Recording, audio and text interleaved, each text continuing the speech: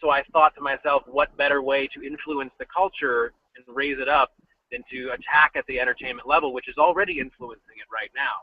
It's just influencing it in a very negative way, and essentially giving people fluff when they could really be using some meat. And I don't mean that as an anti-vegetarian statement, of course. I mean, you know, people often say, to my chagrin, that entertainment is movies are a great place to lose yourself for 2 hours, or it's great diversionary activity, so I can de-stress from my stressful day. That's not how I view film. I think film should be a cathartic experience every single time. When you go in there, it should grab you by the throat and make you look at something you haven't looked at before, and change the paradigm, completely change the way you're viewing that issue. Explore that theme, that problem in such a way that it gives you new tools for tomorrow. You get out of the film completely inspired, ready to re-engage with your life in a more aggressive way, in a more intelligent way. And that's what I want to do. It's what I've always wanted to do. Seem to have had some hang-ups in my own, getting my career off the ground, getting myself to stop defeating myself when it comes to actually, getting funding and just getting these projects off the ground. But that vision has never changed, never wavered. And the scripts that I have been working on over the years have only gotten richer and more, more clearly defining that theme, that idea. That's awesome, man. Like, you basically said what I have been believing for quite some time now, in, I would say, the last 5, 6, 7 years. Using entertainment as a way to seduce people into awareness and growth and connection with themselves and with other people. So that's absolutely amazing. And I love that you're doing that, Andrew. My backup career has been that of a Christian Science nurse. I started nursing the year before I moved out to LA, and I only moved to LA to go to film school. But I started doing this basically home care for elderly Christian Scientists. And Christian Science is a religion that has a spiritual healing focus.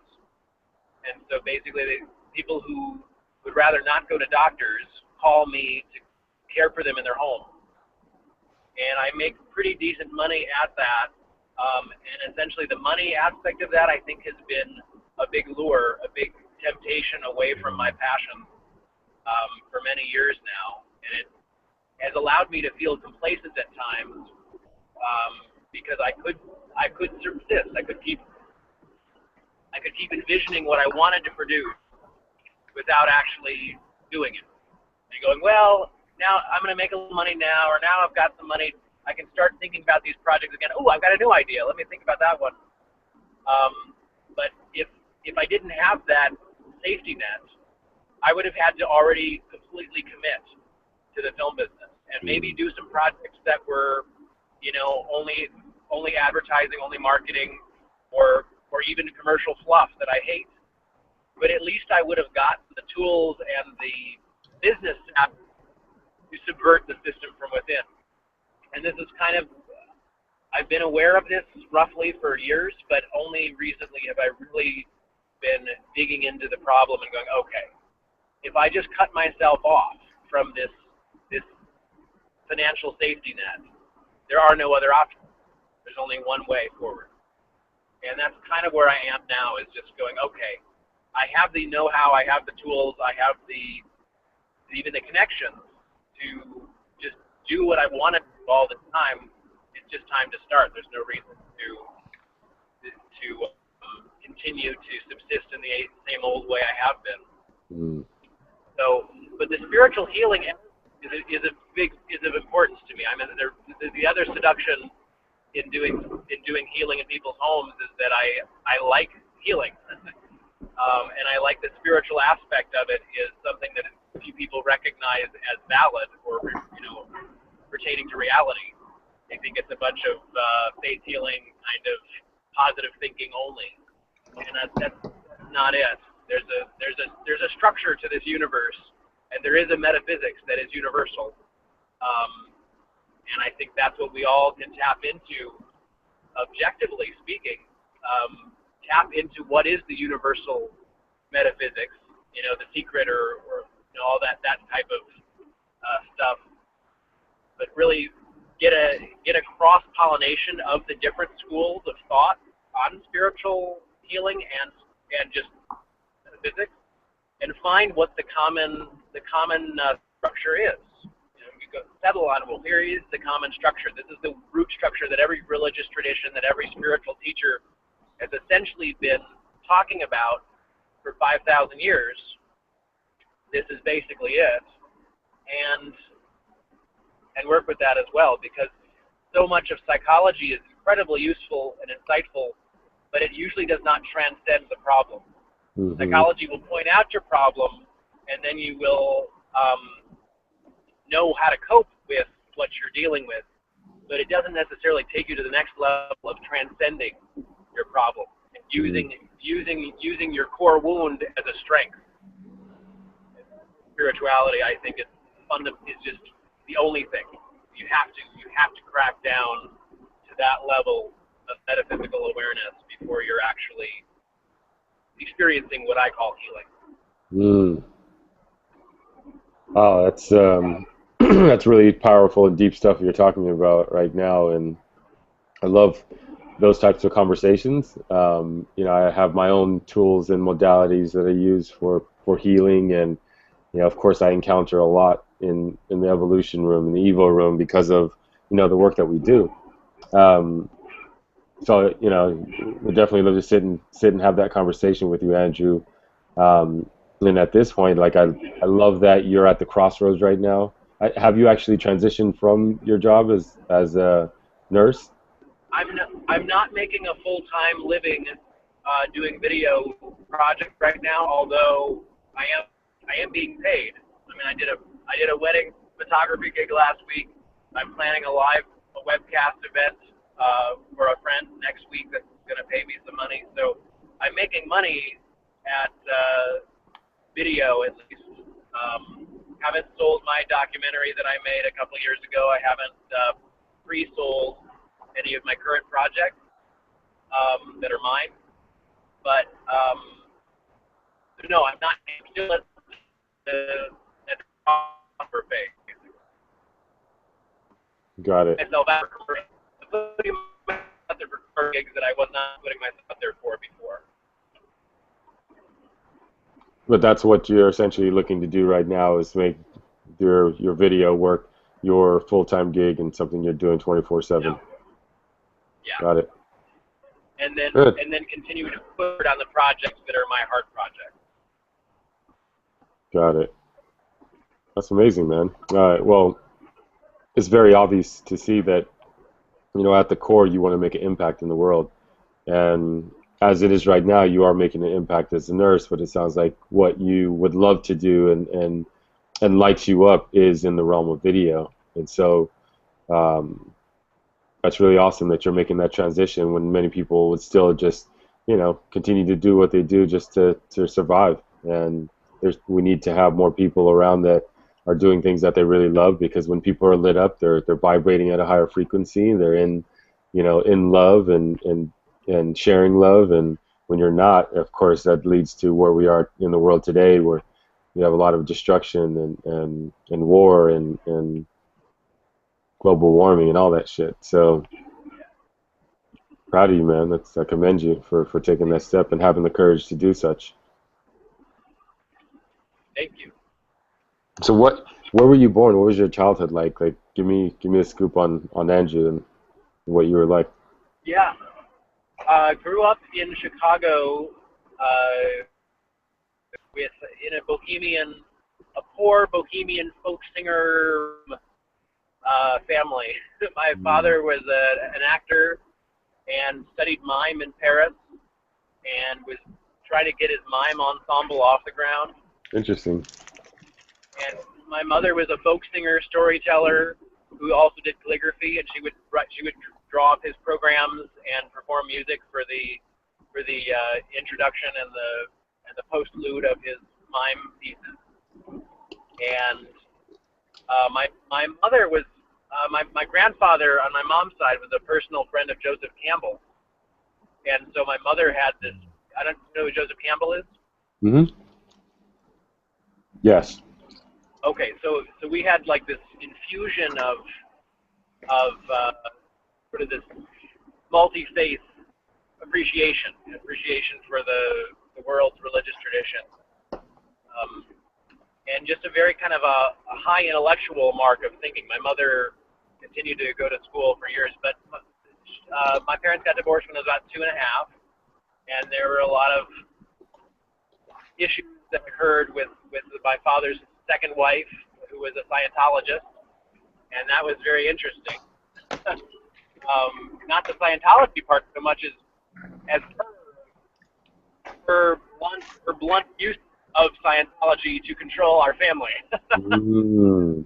Put it bluntly. And I love her still, but you know, she created some problems while we were growing up, and it was discordant a lot of the time. So I think I morphed into more of a healer or a peacemaker during my childhood, and because of the aggressive personalities that I had to deal with, I became much more soft and gentle in my approach to life. I was always a sensitive, creative kid, but I was very macho when I was little, and then I became much more sensitive and refined in my approach to people, and a lot of feminism in my mom's side of the family. So I really did come to sort of shame my own sense of masculinity at times, and only in the last several years have I sort of reclaimed the true masculine and not felt ashamed of it anymore. But yeah, so that basically artist intellectual family that I grew up in, and I was a singer, I was a sculptor, I was a writer. I just did a lot of different. Did a lot of acting in high school, so I was so spread out in the arts. I had too many options essentially. Filmmaking seemed like the only thing that would encompass everything. So filmmaking is where I went.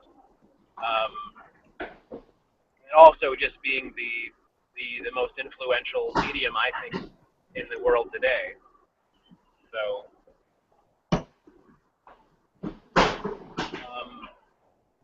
so yeah, moved to LA, went to film school, and then the rest I've basically told you. I moved to San Diego essentially to escape LA. I just didn't feel comfortable there. And after 2 years out of film school, I just was still feeling a lot of ego struggle, a lot of push and pull.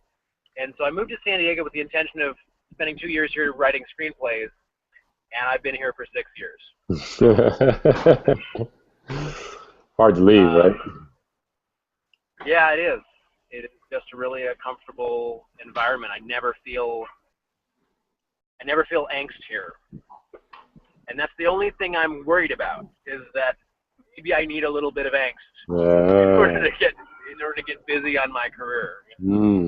Busy doing what I'm really supposed to do. So that sounds like one of your deepest desires right now is to, make that transition into what fulfills you most and what lights you up most, which is video. Is there anything else that you desire that you're working on for yourself?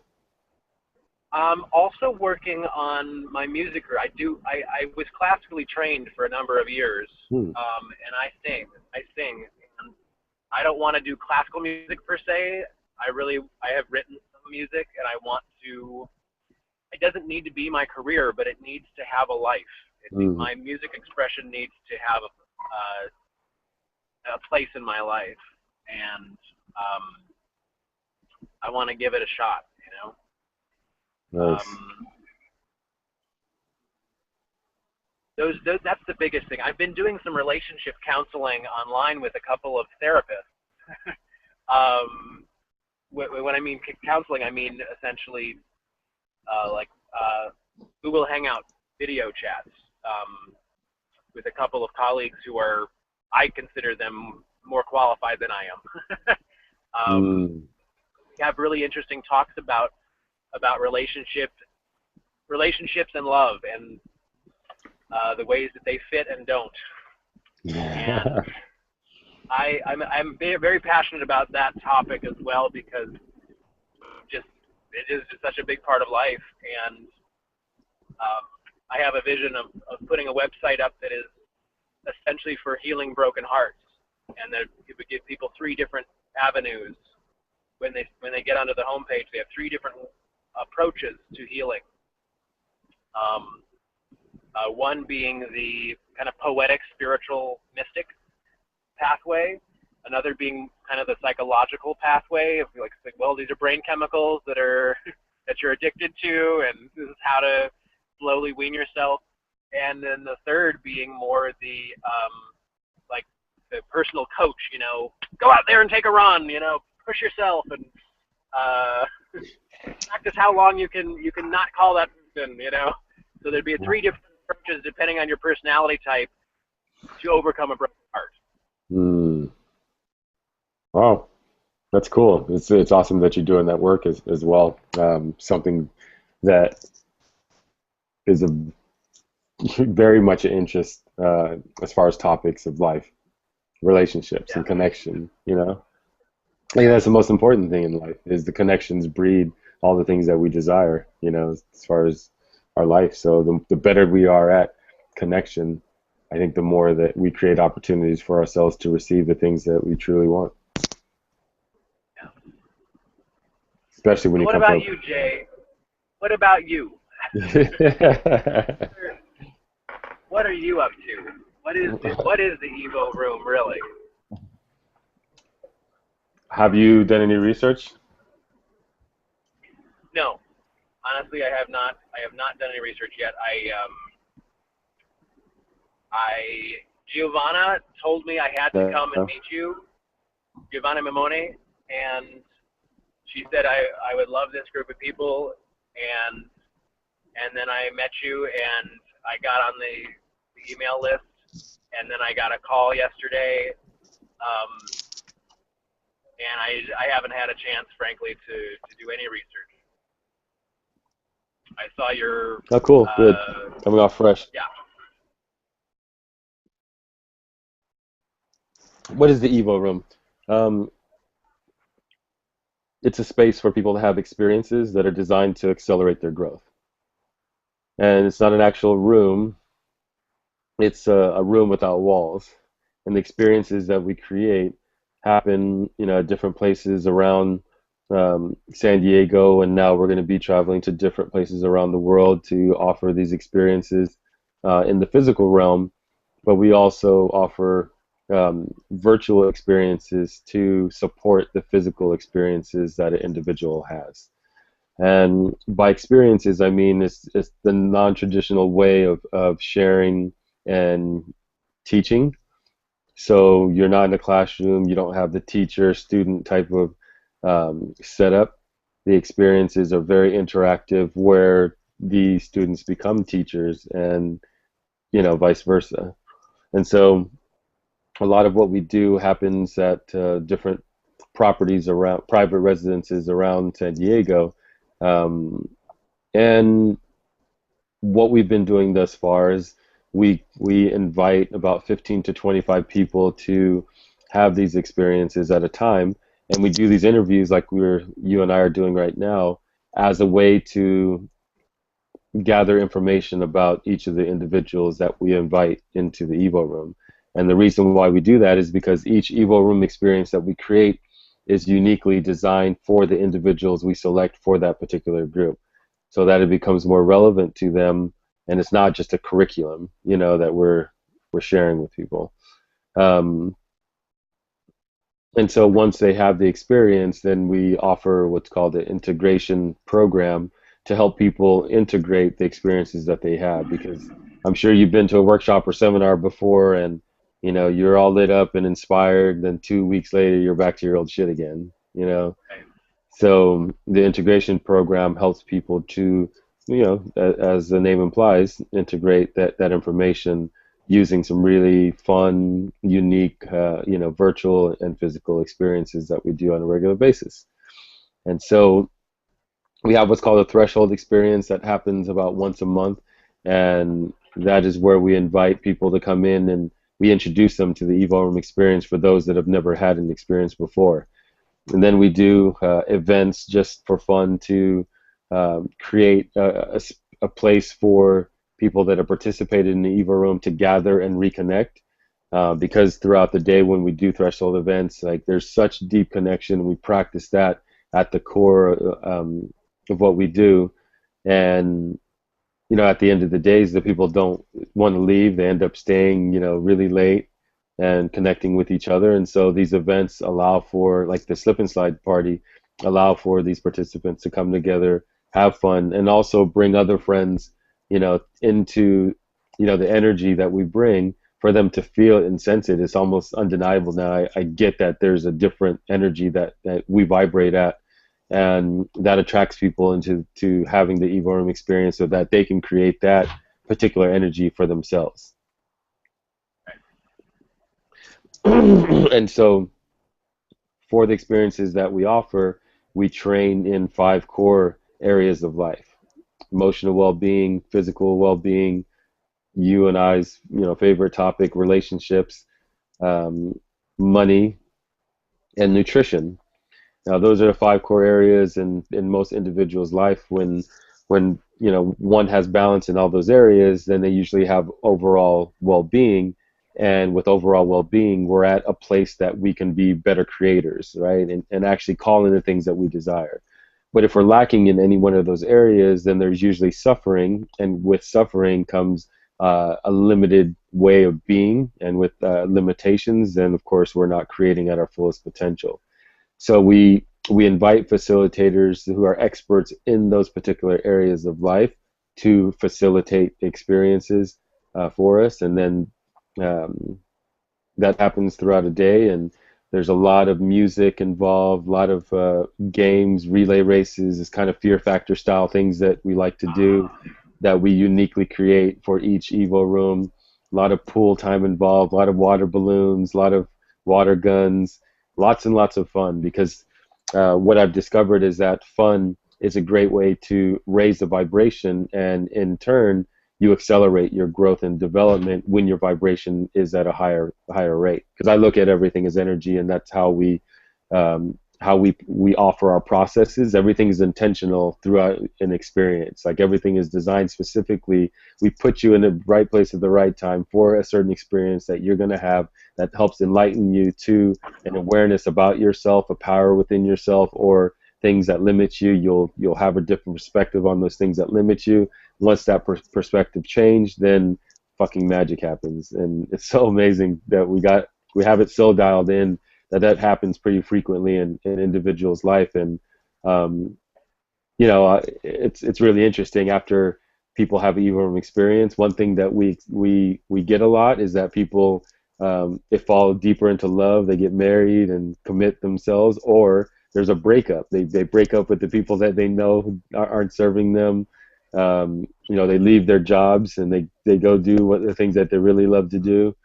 Um, and so a lot of that, happens after EvoRoom. And so it's just really amazing, the results that we've seen and the response that we've had, and it's spreading pretty quickly. And I'm just really excited that we can offer this to as many people as possible, because I think it's something that's really needed in the world.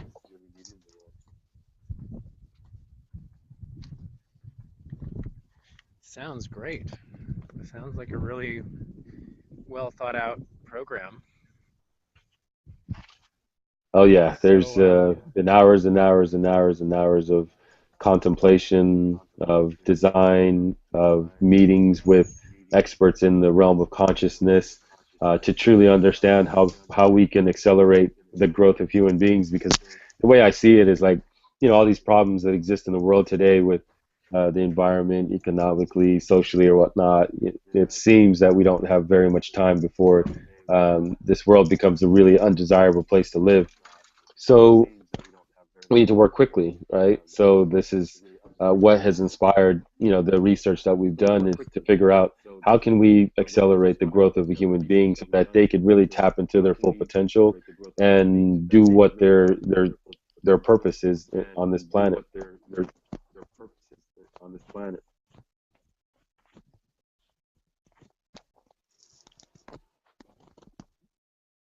That gives you an idea of the Eva room, I suppose. Yeah.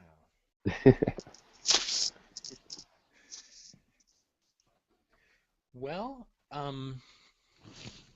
yeah, you've piqued my interest. I'm definitely, I mean, the thing that I'm most that i- that is the biggest challenge for me right now, as you can tell, is money and career, and just tackling that because it's not that I don't have the pedigree, it's not that I don't have the work ethic, although that could be questioned at times.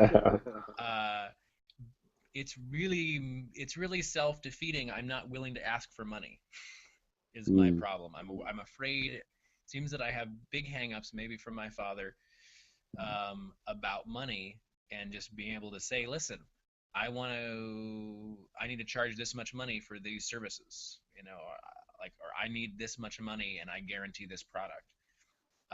Somehow not having the mentorship in my field has made me very nervous about that. mm, And so I've had some lousy mentors in the past that didn't really serve my needs very well. More or less burned my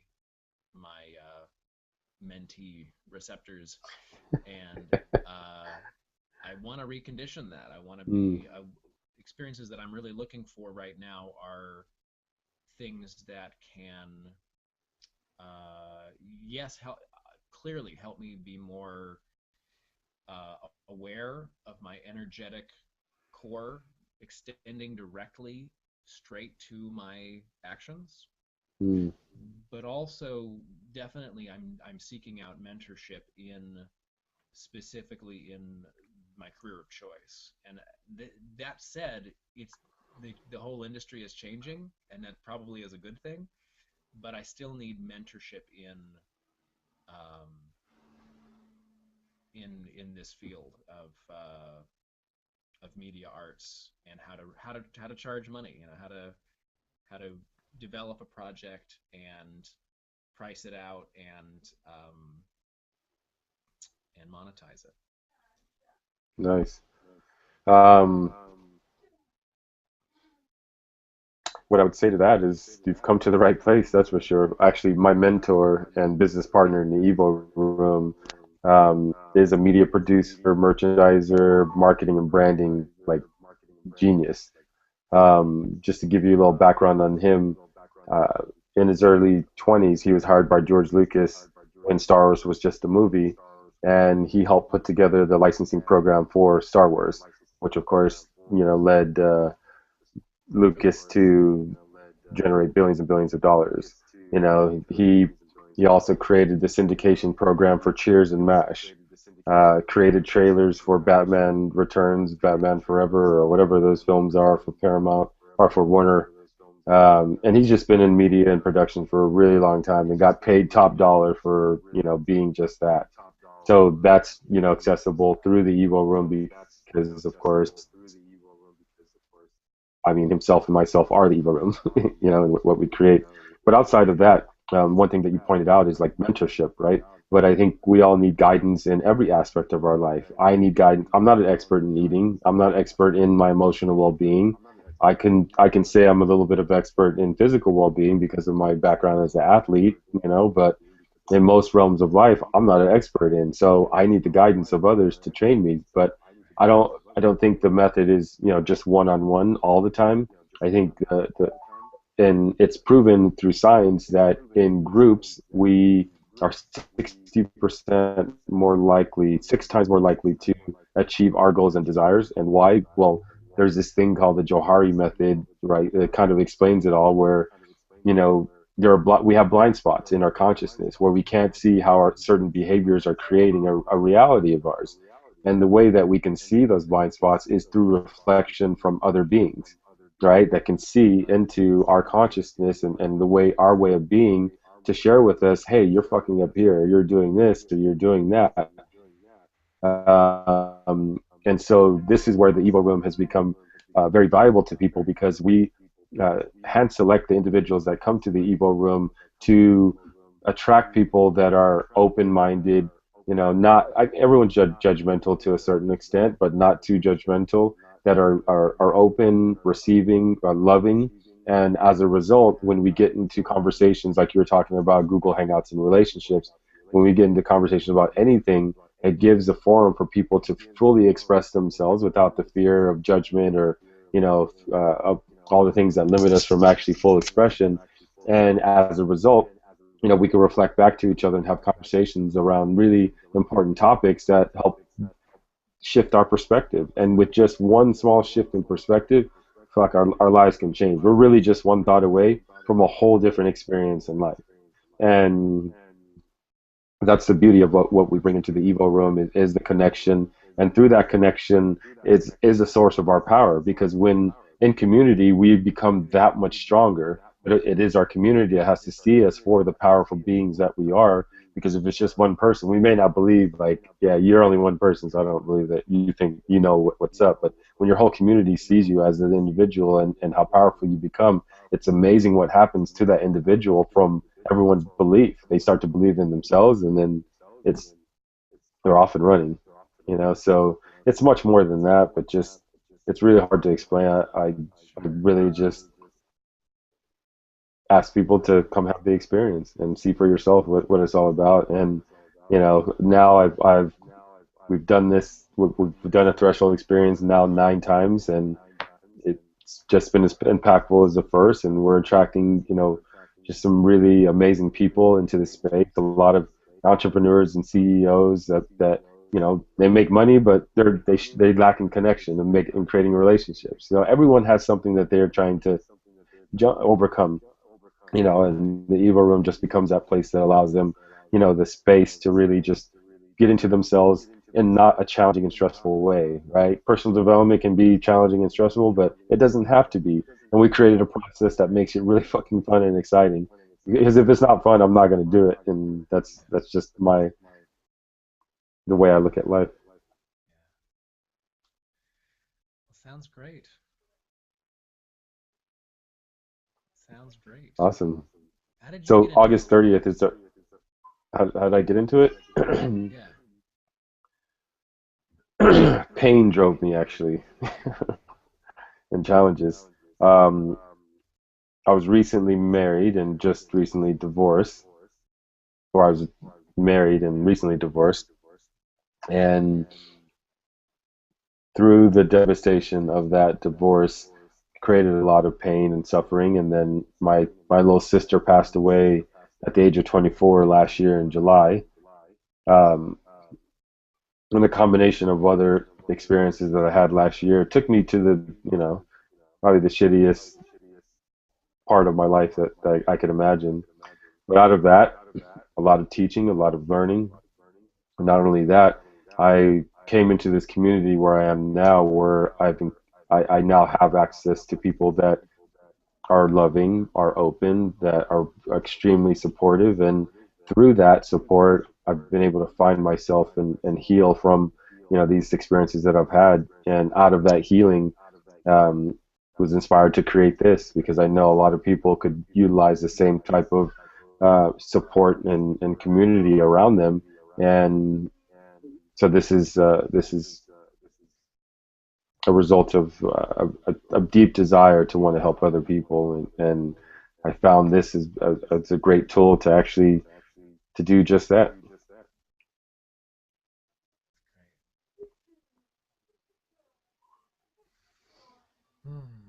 Life, life throws us a lot of interesting pitches. Mm, this is true, man. It's taking us somewhere important. So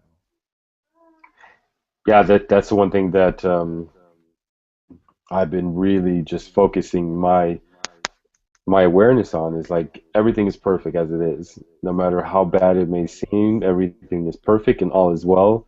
And if we're facing a challenge in our life, then that is in our experience for a great reason.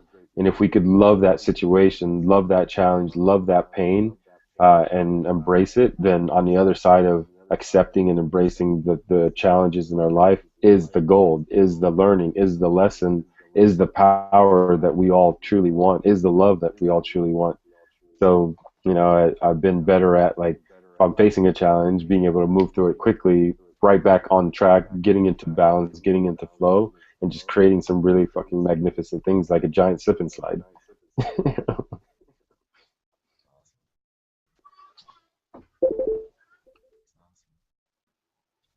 So, so you're gonna say August 30th is your next immersion experience? That's our next threshold experience. Threshold experience. Yeah. Um, yeah, so if you're available that day, we'll put you on the list for that experience. And then how we how we operate is once we have a number of interviews or a number of people on the list, then we go through and we figure out, okay, who's the best match for this group, and then we start doing the matchups and of energy, like this guy wants this girl wants that, and based off of core needs and desires in life and how people are, we form groups. So if you're interested, then the 30th is the next one, and I'd love to consider you for that date. Um, let me just double. Let me just look at my calendar here. Is Burning Man? Is that after Burning Man? Before. Before. Burning Man's in September. Burning Man's not Burning until Man's in September. September this year. Uh-huh. Because I'm going. Uh-huh. Did not. Because I'm going. I'm gonna have to double check. I have to double check the dates. If it's not, yeah, if it doesn't conflict with Burning Man, then I should be available. Okay. So you're headed there this year then, huh? Yeah, I'm. It looks as if I may actually debut a project of mine I call the Unchurched Service. Um, when we to be announced. Actually, I just checked, and the dates are August 25th to September 1st for Burning Man, so it does conflict with that date. Oh, I might have to change things. Hmm. Yeah. So that date just became tentative. Okay. um, good. Because I've been asked to go to Burning Man like three different times, and then in one day, two different sets of friends asked me if I wanted to be in their RV for, the Burning Man. So there's something that's calling me to be there. So I think that's probably going to be the case. Yeah. Yeah. Yeah. I still would like to maybe link up with some people for riding up together. Mm. But I've got to make sure I've got to start planning this event. Anyway, yeah. So I definitely need to be there. I don't need to be there for the entire Burning Man from start to finish. I'm willing to come in a day late or leave a day early or something. But it's I guess I gotta be there. So. I'm in the same boat with you. So cool. I'd love to keep you in our database, Andrew, and we'll keep in touch as far as what's coming up. We always have like just what we call Evo mixes, which are events that are no cost. They're created just purely to bring our our tribe together, if you will, and just to have fun. And I think that would be a great way for you to meet some of the people that are part of EvoRoom, start some conversations, and see what this energy and vibration is like, and if it matches, what you desire. Awesome.